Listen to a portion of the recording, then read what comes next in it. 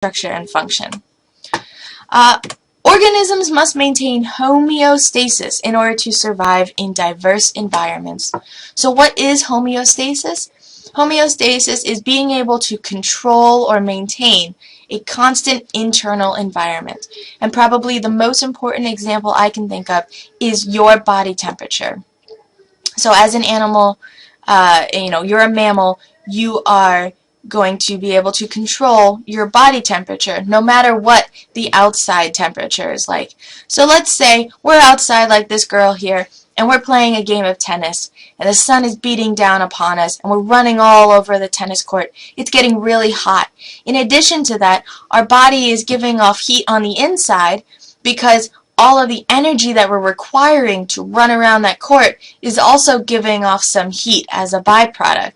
So there's a lot of excess heat in our body, and as a result of that, our temperature is rising. And if you remember, the normal temperature for your body is 98.6 degrees Fahrenheit, which is about 37 degrees Celsius. Okay, so what happens when that body temperature starts going up and up and up? Well, if we couldn't control it, we could die. And we'll get into that a little bit more as we go through the year and we talk about the role of enzymes in chemical reactions, but that's for another lesson. But the result of letting our temperature go too high could be death. So we need a way to control it. And so what happens is the blood flow to the surface of your skin is going to increase, and it's going to allow that heat to be released from the surface of the skin. In addition to that, you open up tiny pores in the surface of your skin to release sweat, and all that sweat is water that's holding on to that heat that's inside of your body. So as you release that water, you're releasing the heat with it as well, and that's going to allow your body temperature to cool back down. And again, the purpose of this is we want to maintain a constant internal environment. So we don't want the temperature going way, way down, but we want to bring it back to this set point, 98.6 degrees. So think about what would happen if you were too cold. Can you think about how you might do something in your body that will help to rise the temperature again? You would shiver. Yeah, by shivering, you're creating all these little muscle contractions, and those give off heat. In addition to that, you get goosebumps, okay? Has anyone ever told you what goosebumps are? Goosebumps are really just the acting of the little tiny muscles that hold your hairs, and it causes them to hold your hair straight up so that as they fall again, the hope is that they will trap some heat and bring it close to the surface of your skin to warm you. So temperature is just one example of something that we maintain in our bodies. We also maintain a balance of blood sugar.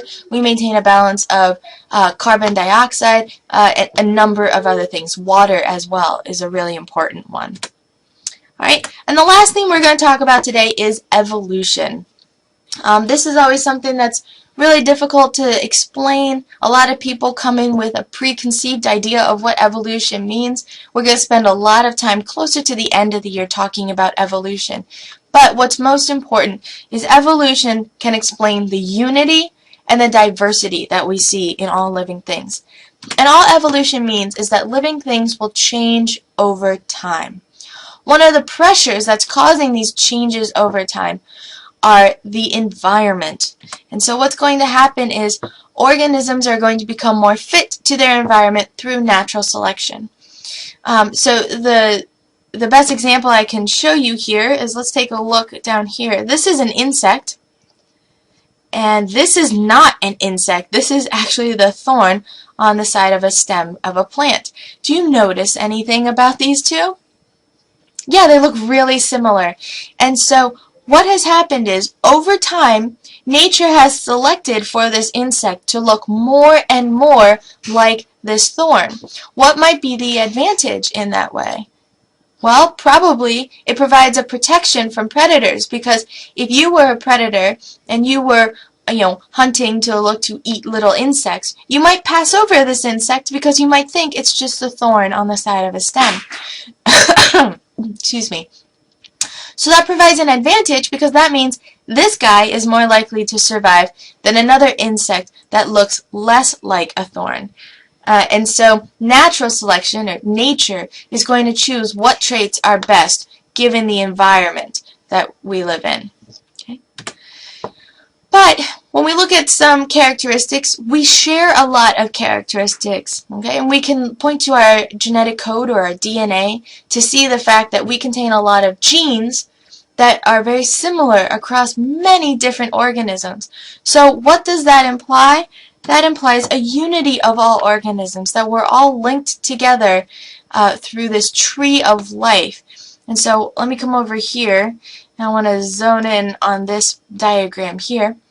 Okay, what we see is we see the tree of life, and it's showing what looks like a tree, right? We can see the main trunk and then branches, and then it branching off into smaller branches. And what it's trying to show you is that all living things can be organized into some part of this tree. And what they are implying is, if you look back to the base of the tree, then that all living things share a common ancestor. So there's a relatedness between all life, whether you are a human, bacteria, a mushroom, a koala bear, whether you are this orchid that is mimicking the way that one of its pollinator wasps look in order to entice it and trick it to come and pollinate this plant. We all share certain characteristics, and that leads us to the unity that all organisms on Earth share. So this is just a short introduction. This is the end of the video, so if you want, go back to those objectives at the beginning, read through them, and make sure that you understand them. Again, if you have any questions, you can always email the teacher, or you can ask in class.